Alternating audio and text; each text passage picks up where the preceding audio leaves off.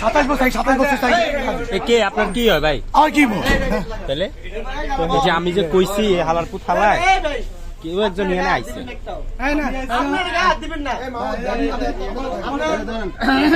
আমার একটা জিনিস কি আমি